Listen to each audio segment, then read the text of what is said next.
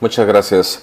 Hoy vamos a hablar de cirugía espinal mínimamente invasiva y particularmente vamos a hablar de esta en su aplicación del paciente con dolor espinal. Empecemos por dejar claro que 100% de la población va a experimentar dolor espinal en algún momento de su vida, ya sea cervical, dorsal o lumbosacro. Todos nosotros y todos nuestros pacientes van a experimentar dolor espinal en algún momento. Ahora bien, lo importante es que hasta un 80% de todas esas personas van a requerir algún tipo de manejo, ya sea medicación, ya sea terapia física, medios conservadores o procedimientos mínimamente invasivos o incluso cirugía mayor, pueden ser necesarios en el manejo de estos pacientes con dolor espinal.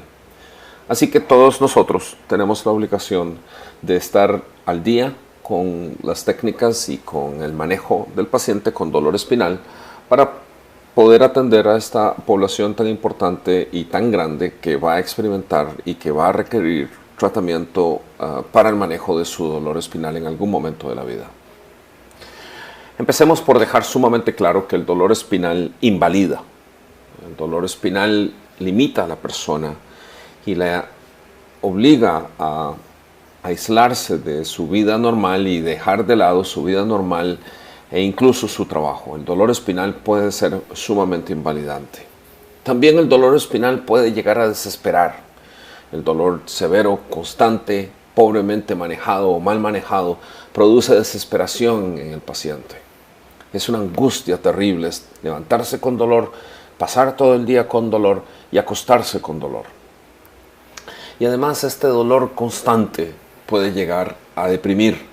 El dolor espinal produce depresión no solamente por el dolor en sí, sino porque afecta las vías bioquímicas en el cerebro y las vías dopaminérgicas que van a desencadenar depresión en muchos de nuestros pacientes. Entonces es importante comprender de que el dolor espinal es un provocador de depresión por sí solo. Y también tengamos claro de que el dolor espinal va a producir abuso. En nuestro medio podemos conseguir casi cualquier cosa en nuestras farmacias. Pueden nuestros pacientes comprar medicación que les recomendó la vecina o que les dijo el cuñado o que les recomendó la farmacéutica de turno o el médico que no puso mucho de su parte en la evaluación del paciente o que dio un manejo inicial y el paciente simple y sencillamente sigue abusando de este medicamento porque no tiene la formación ni la educación adecuada y porque el dolor nos lleva a todos con mucha facilidad al abuso de medicamentos. Entonces, en esto, MIS es una de las cosas más importantes que se han desarrollado en los últimos años para el manejo del paciente espinal y vamos hoy a hablar de MIS. Y aunque no es esta Miss tan bella que ganó Miss Universo este año, hoy vamos a hablar precisamente de otro Miss. El Miss que son las siglas en inglés de la cirugía espinal mínimamente invasiva, como parte del manejo del paciente con dolor espinal. Empecemos por el concepto de que todo en medicina espinal ha cambiado en los últimos años. La medicina espinal de hace 15 años no se compara en nada con la medicina espinal que estamos practicando ahora. Y la medicina espinal tuvo que girar y hacer un cambio dramático y radical porque los resultados eran muy pobres, sin duda. Y porque los pacientes tienen patologías complejas que requieren un abordaje mucho más complejo y mucho más completo. Ahora, estos cambios tan importantes son gracias a que tenemos un concepto mucho más amplio de la biomecánica espinal y un mejor concepto de la biomecánica espinal nos ha permitido establecer mejores tratamientos para nuestros pacientes espinales. Si entendemos la biomecánica, entendemos qué es lo que se debe hacer y podemos dirigir los tratamientos de mejor forma. Ahora bien, dentro de la comprensión de la fisiopatología y de la biomecánica de nuestros pacientes, el punto más importante es la comprensión de los pilares de estabilidad espinal. Y empecemos por revisar de que nuestra columna tiene pilares de estabilidad. Y el primer pilar es el pilar anterior, que va de la mitad del cuerpo vertebral hacia adelante. Esto incluye la mitad del disco intervertebral e incluye el ligamento vertebral anterior. Este es el primer pilar fisiológico de estabilidad. No estamos hablando de una estructura anatómica, estamos hablando de un pilar fisiológico, sumamente importante. Imagínense las patas de una mesa y esta es la primera pata. Nuestra segunda pata o segundo pilar es el pilar medio, que es de la mitad del cuerpo vertebral hasta el borde posterior del cuerpo vertebral. Eso incluye el disco, la mitad del disco intervertebral, e incluye las articulaciones costales e incluye el ligamento corporal posterior. Este es nuestro segundo pilar de estabilidad, nuestra segunda pata de nuestra mesa. Nuestra tercera pata o nuestra tercera columna de estabilización son los elementos posteriores, las estructuras posteriores, incluyendo los pedículos, incluyendo las láminas, incluyendo la apófisis espinosa. Este es el tercer pilar de estabilización, nuestra tercera pata en nuestra mesa y nuestra estabilidad. Y lo que le da la estabilidad completa a esta mesa, a esta estructura, es un cuarto pilar, que son los músculos. Los músculos paraespinales, los oblicuos abdominales, los rectos abdominales, los músculos paraespinales, el esternón, las costillas, los músculos alrededor de nuestra caja torácica y alrededor de nuestro cuello forman ese cuarto y muy importante pilar de estabilización. Es aquí donde debemos concentrar mucho de nuestro tratamiento y de nuestro enfoque y manejo, y donde es aquí donde frecuentemente obviamos el manejo y el tratamiento, y hoy vamos a discutir un poco al respecto. Si comprendemos que nuestra columna funciona como una grúa y que los músculos son los cables de esa grúa, entonces vamos a comprender que es sumamente importante mantener esa grúa bien aceitada, bien cuidada y bien manejada. Nuestra grúa está hecha para 20 toneladas, no vamos a someterla a cargas de 40 toneladas. Tenemos que preparar a nuestra grúa para manejar las cargas que queremos que maneje, y debemos cuidar la biomecánica de nuestra columna, así como cuidaríamos la mecánica de una estructura como una grúa para hacer un trabajo. Si no lo hacemos, esto simple y sencillamente va a derrumbarse, va a fallar, y el paciente va a tener mucha patología debido a una biomecánica inadecuada. Entonces veamos rápidamente cuáles son los problemas espinales más comunes en el adulto. Hay muchos, podemos hablar de tumores y demás, pero en el adulto los más frecuentes, los problemas degenerativos más frecuentes son muy importantes que los conozcamos. Y dentro de ellos, sin duda, la enfermedad degenerativa del espacio intervertebral, que es promovida por el envejecimiento, la predisposición, mala ergonomía, microtraumas al hacer esfuerzos repetidos constantes, el sedentarismo, que es muy frecuente en nuestra sociedad hoy por hoy, y la inflamación crónica, va a producir un acelerado deterioro del segmento o del espacio intervertebral. Y dentro de este segmento, dentro de este espacio, sin duda, el disco intervertebral es el que más se daña, el que más sufre, y el que va a producir dentro de esta degeneración una pérdida de la elasticidad del núcleo pulposo, un deterioro de la fuerza de los anillos circunferenciales que rodean al núcleo pulposo, que son 7 en todo disco, y entonces esta degeneración del disco va a producir un prolapso y una herniación del disco intervertebral, lo cual va a llevar a una compresión de la raíz y dolor. Ahora bien, pensar en la patología intervertebral como si tenemos o no tenemos hernia de disco es ver la punta del iceberg y no darnos cuenta que por debajo de este hay un enorme problema mucho más grande que solamente una hernia. No veamos el árbol por obviar y obviamos el bosque. La hernia de disco no es más que la punta de ese iceberg, es ese árbol único del bosque, pero tenemos un problema muchísimo más grande hacia atrás.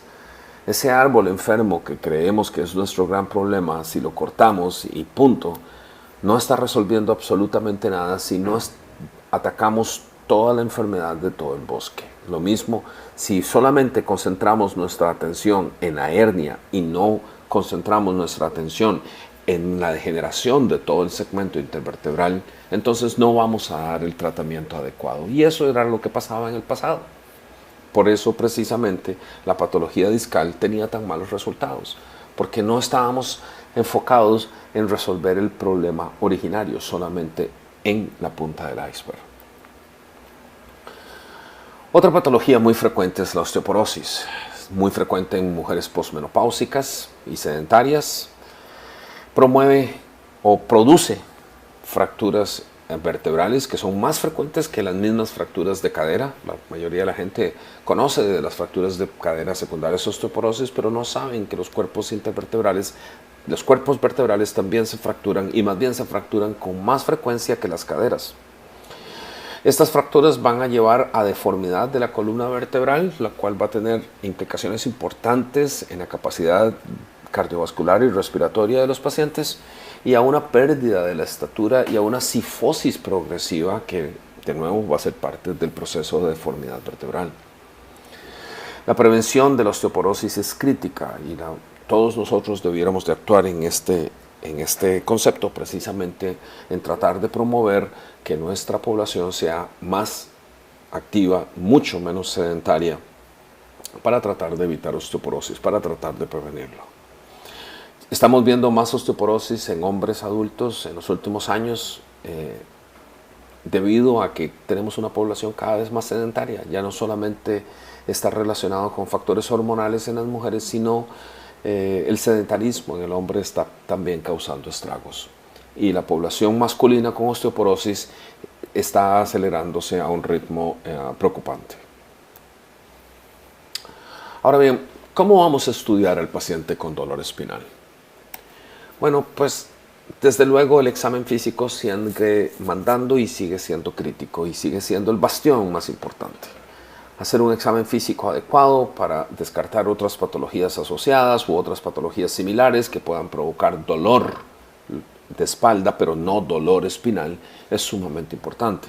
Amén de un examen neurológico apropiado para poder y completo para poder tener un mejor panorama de lo que está enfrentando el paciente. Es crítico como todo en medicina. Y dentro de los estudios básicos abocamos por las radiografías dinámicas que nos permiten localizar lesiones que de otra forma no serían visibles según una radiografía simple. Las radiografías dinámicas pueden evidenciar, como en este ejemplo de la derecha, una listesis que de otra forma en una radiografía estática no se habría visto. Entonces, es muy importante tener claro de que en una estructura biomecánicamente activa, como lo es la columna, no tiene ningún sentido que vayamos a hacer una radiografía estática exclusivamente.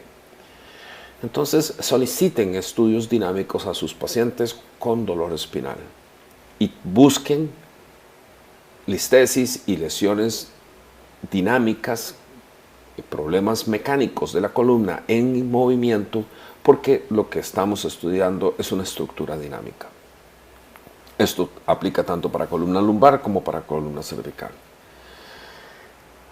Luego, la resonancia magnética es el estudio ideal en el paciente con dolor espinal, porque además de que descarta patología tumoral y otras lesiones, nos permite hacer una evaluación de los ligamentos, de los tejidos neurológicos y de los discos intervertebrales, así como de sus articulaciones, como no lo podríamos hacer en ningún otro tipo de estudio. La resonancia es el estudio idóneo para el paciente con patología y con dolor espinal. Un TAC se puede quedar muy corto porque el TAC no permite la adecuada visualización de estas estructuras blandas.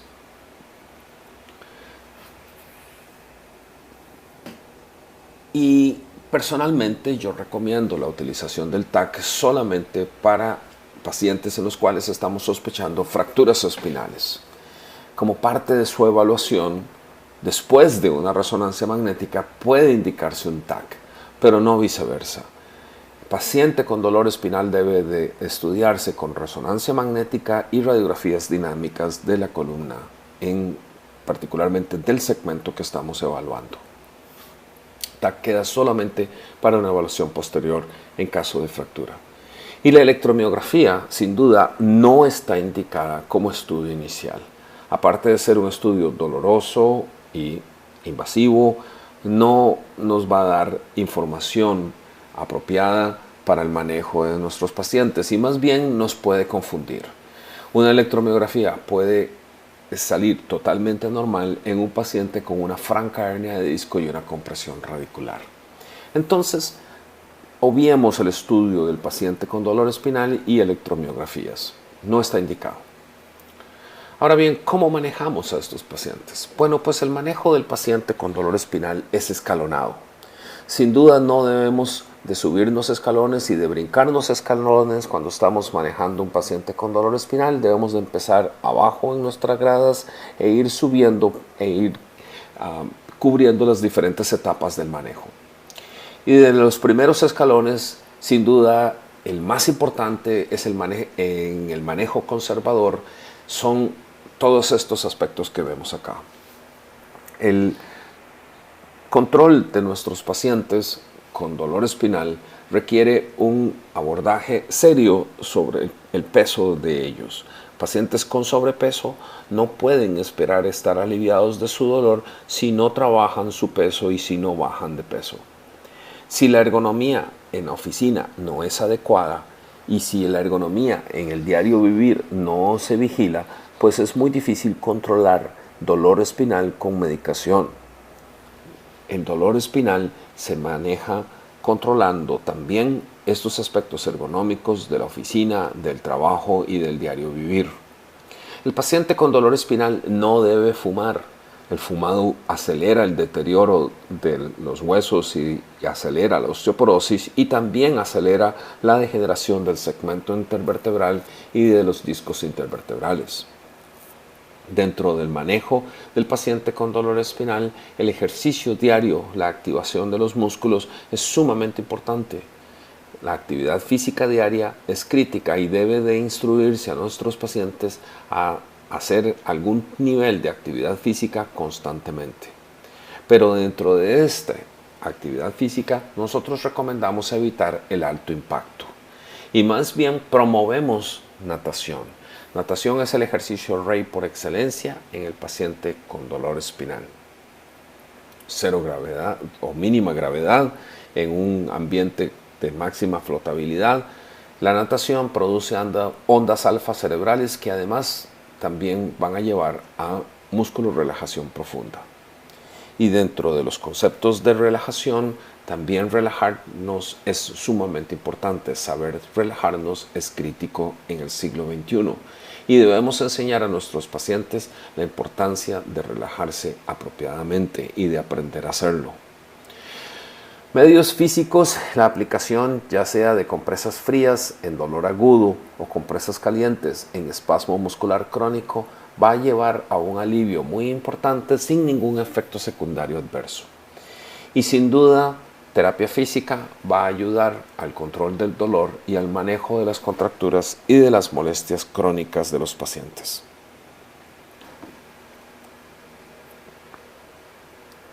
Es también importante enseñar a nuestros pacientes a tener una dieta antiinflamatoria. Eliminar el trigo y el azúcar son básicos en el paciente con dolor espinal crónico y con patología espinal crónica. Y más bien promover dietas altas en fruta, dietas altas en vegetales, en omega 3, en aceites esenciales y en semillas. Es muy importante promover una dieta antiinflamatoria para crear un ambiente antiinflamatorio en el organismo y por ende reducir la lesión crónica de una inflamación crónica como ocurre en muchos de nuestros pacientes espinales. Ahora bien, en el caso de que requeramos medicar a estos pacientes, pues la combinación de antiinflamatorios, analgésicos, antiinflamatorios y músculos relajantes es mucho más potente que la utilización separada de ellos. Entonces yo siempre recomiendo la utilización combinada porque estas se potencializan.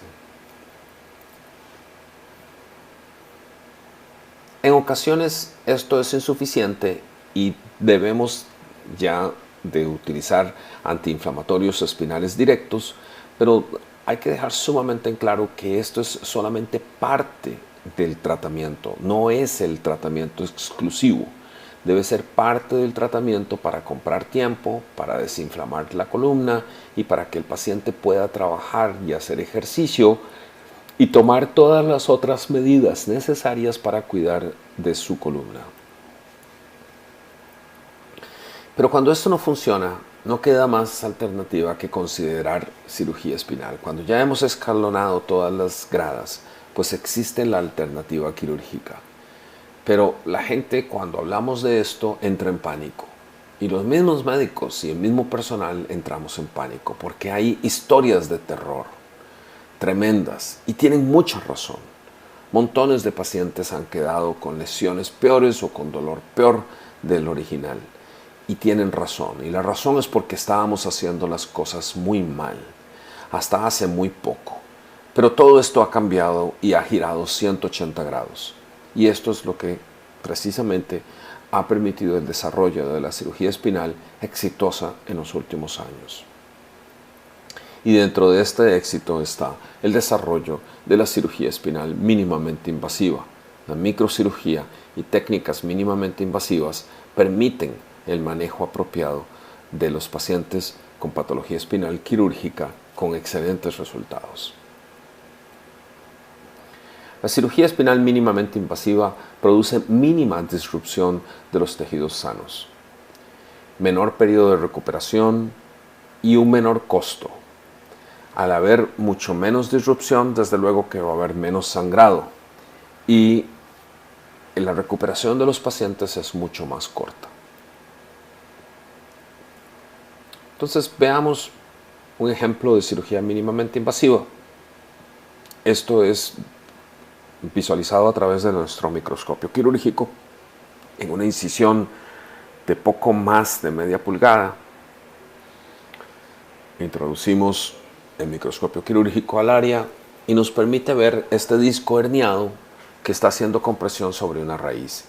Y lo que están viendo acá es el sangrado total de esta cirugía. El sangrado es mínimo y con técnica microquirúrgica de diferentes maniobras podemos encontrar el fragmento salido y luxarlo y removerlo por completo y liberar el nervio de la compresión que estaba sufriendo. La incisión es de poco más de media pulgada, el sangrado es menos de 10 centímetros cúbicos y el paciente está en condiciones de egresarse en menos de 24 horas. Los dejamos en observación usualmente para asegurarnos de que no vaya a haber ninguna complicación inmediata, pero el paciente está en capacidad de deambular y levantarse de la cama un par de horas después de cirugía. Incluso los estimulamos para reducir riesgos quirúrgicos conocidos por todos. La vertebroplastía es un procedimiento que recupera la altura del cuerpo vertebral, produce corrección de la cifosis, alivia el dolor severo que estos pacientes con fracturas vertebrales experimentan y recupera la movilidad del paciente inmediatamente. Es un procedimiento percutáneo guiado por fluoroscopía que permite reconstruir un cuerpo vertebral parcialmente aplastado por fractura osteoporótica. Por una incisión más delgada que el grosor de un lapicero podemos entrar transpedicularmente al cuerpo vertebral, inflamos un balón de Fogarty especializado y reconstruimos la altura del cuerpo vertebral. Esa cavidad que está siendo dejada por el balón va a ser rellenada después por cemento óseo que es aplicado y que incluso se difunde hacia la región porosa dejada por la osteoporosis. Esta reconstrucción permite que el paciente se alivie de inmediato y permite que el paciente sea manejado de forma ambulatoria y con sedación, sin necesidad de anestesia general, una sedación, colocación percutánea y manejo ambulatorio de un paciente mayor nos asegura menores riesgos y una estancia intrahospitalaria mínima que le permite reincorporarse a su vida normal, libre de dolor prácticamente de forma inmediata. Solamente un 5 a un 7% de todos nuestros pacientes con reconstrucción percutánea de sus fracturas vertebrales requieren algún tipo de analgésico leve para la casa. La gran mayoría alivian instantáneamente.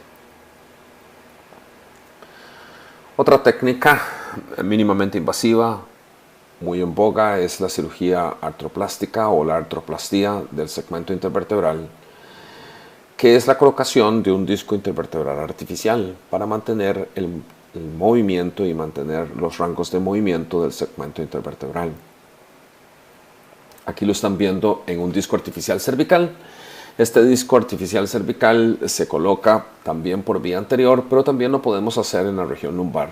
La colocación de discos artificiales por vía anterior mantiene el movimiento del segmento en todas las direcciones, lo cual va a reducir el estrés biomecánico hacia los segmentos anexos y por ende va a reducir y evitar que se acelere la degeneración de los segmentos anexos y que se vaya a deteriorar. Ahora bien, cuando no podemos colocar un disco artificial o cuando tenemos que asociarlo a una artrodesis, a una fijación, como en este ejemplo de la derecha, que tenemos un disco artificial arriba y que tenemos una artrodesis abajo en L5-S1 por una espondilolistesis, podemos colocar tornillos percutáneos. Y los tornillos percutáneos posteriores, gracias a la fluoroscopía y a la neuronavegación, es una técnica mínimamente invasiva, con mínima disrupción y con un sangrado prácticamente nulo. Y esto se ha permitido gracias al desarrollo de nuevos instrumentos y dentro de ellos uno de los más populares es el sextant, que de nuevo aunado al neuromonitoreo que nos permite con seguridad colocar estos implantes por vía percutánea, verificando de que las raíces nerviosas no van a ser lesionadas, podemos ir introduciendo una guía que a su vez nos permite ir introduciendo dilatadores y dilatadores de los músculos y perforar transpedicularmente con absoluta seguridad gracias de nuevo al neuromonitoreo y a la visualización fluoroscópica. Una vez que hemos perforado el pedículo, pues entonces el instrumental especializado permite la selección del tornillo adecuado, de la longitud adecuada y del grosor adecuado dependiendo de cada paciente. Y como estos son tornillos canulados, pues por la misma guía que está introducida, podemos colocar el tornillo canulado en el pedículo con mucha seguridad. Y aquí lo van a ver con esta guía que está hacia el pedículo, cómo el tornillo sigue la orientación apropiada.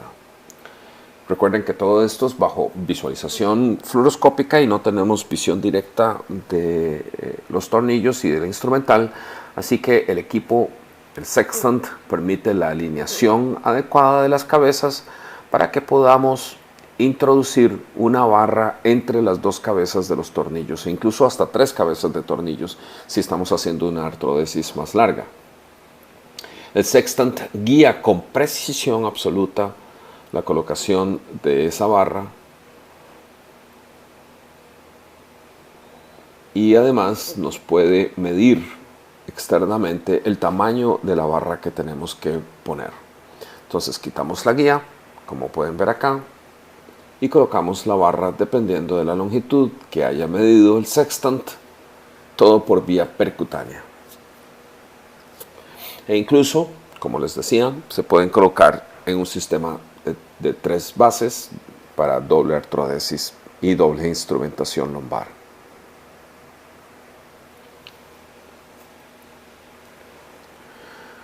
Otro instrumento de gran utilidad es el XLIF. XLIF es el abordaje lateral, extremo lateral, que de nuevo, gracias al neuromonitoreo, nos permite localizar el plexo lumbar. Y este abordaje trans-psoas requiere de la localización precisa del plexo lumbar en el tercio posterior del psoas. Entonces, una vez que hayamos verificado que no vamos a lesionar el plexo lumbar, podemos ir colocando los dilatadores. Todo por una incisión de aproximadamente 1 pulgada, donde finalmente colocamos un dilatador que se fija completamente al cuerpo vertebral. Y una vez fijado y con la iluminación apropiada, podemos trabajar en la remoción del disco vertebral lesionado y la colocación de un implante intercorporal que abre los forámenes y que estabiliza el segmento. Y este es además estabilizado mediante unos tornillos y placa de titanio de colocación lateral. El sangrado es mínimo, la recuperación es muy rápida y los pacientes evolucionan de forma muy diferente al paciente con cirugía abierta amplia de hace algunos años. Los abordajes mínimamente invasivos son una ventaja enorme que debe siempre de considerarse en todos los pacientes espinales que requieren cirugía, especialmente los pacientes mayores se ven muy beneficiados, pero pacientes de menor edad también han experimentado beneficio al poderse recuperar y reintegrar a sus trabajos de un tiempo mucho más corto y más aceleradamente. Finalmente quiero terminar hablando rápidamente sobre los neuromoduladores y los opioides antes de utilizar opioides de forma crónica. Consideren la utilización de neuromoduladores en sus pacientes. Es mucho mejor que la utilización crónica de opioides y está indicada primero en el escalón de la utilización o en el tratamiento del paciente con dolor espinal. Siempre hemos hablado de la utilización de no opioides como base, entre ellos analgésicos, antiinflamatorios y músculos relajantes. Ahora, como siguiente paso, en el paciente que no es tributario de cirugía de estabilización o de reconstrucción artroplástica o de otro tipo, pues entonces la implantación de un neuromodulador que se hace de forma percutánea y de forma ambulatoria en los pacientes mayores, en pacientes con ciertas limitaciones o con riesgos quirúrgicos elevados, es una ventaja de que el procedimiento se pueda hacer de forma ambulatoria. ¿Y qué avances permitieron el desarrollo de la cirugía espinal mínimamente invasiva? Pues fueron muchos, pero el más importante sin duda son estos. Uno, las habilidades diagnósticas o las imágenes que ahora tenemos son muy diferentes a la de hace algunos años. Tenemos aplicaciones incluso para nuestros celulares y para nuestras tabletas y computadoras en los cuales podemos hacer visualizaciones bidimensionales desde cualquier plano o tridimensionales también en múltiples planos y manipularlas con gran precisión, y lo cual nos permite tomar decisiones más inteligentes y más guiadas. El neuromonitoreo, que tanto he insistido, su importancia es fundamental, ya que nos da mucha paz y mucha tranquilidad y una seguridad enorme para el paciente al estar monitorizando los nervios durante todo el procedimiento. Esto brinda un alto nivel de seguridad para los pacientes de cirugía espinal. Y sin duda los biomateriales modernos que han permitido que no tengamos que tomar injertos como antes y que han permitido que los pacientes rápidamente se recuperen debido al hecho de que ya no hay zonas donadoras en las cirugías como en antaño. Y otro de los aspectos más importantes en el desarrollo de la cirugía espinal mínimamente invasiva, pues sin duda es el entrenamiento constante al cual los cirujanos espinales estamos siendo sometidos. El desarrollo de cada técnica o de estas técnicas permite que nosotros nos mantengamos actualizándonos constantemente, y las casas comerciales que han desarrollado todos estos implantes y técnicas han hecho un trabajo enorme de gran importancia para entrenar a los cirujanos espinales adecuadamente.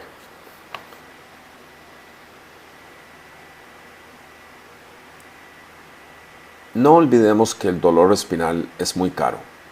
100% de la población experimentará dolor en algún momento de su vida. Es la segunda causa de ausentismo e incapacidad laboral. Deprime y limita. Entonces el dolor espinal no es para menospreciar. Y el dolor espinal es caro.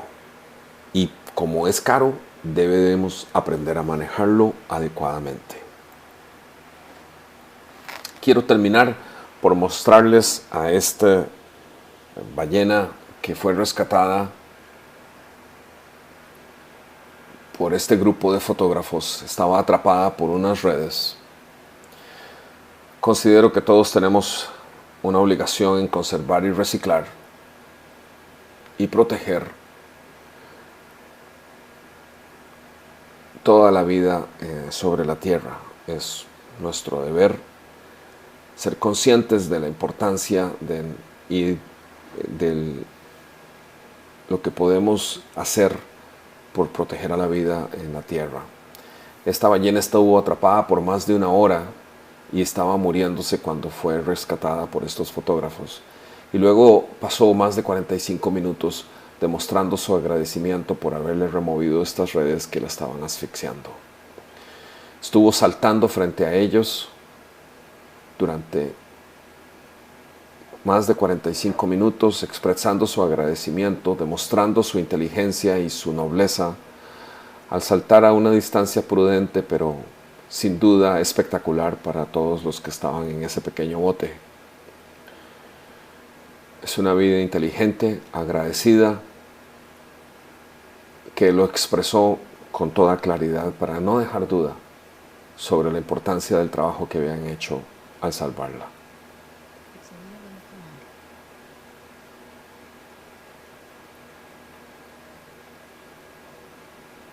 Creo que todos debemos, de una forma o de otra, apreciar la belleza de la naturaleza y poner nuestra parte, nuestra pequeña parte, en protegerla, reciclando nuestros desechos, ayudando a la conservación y promoviendo la protección de la vida en la tierra.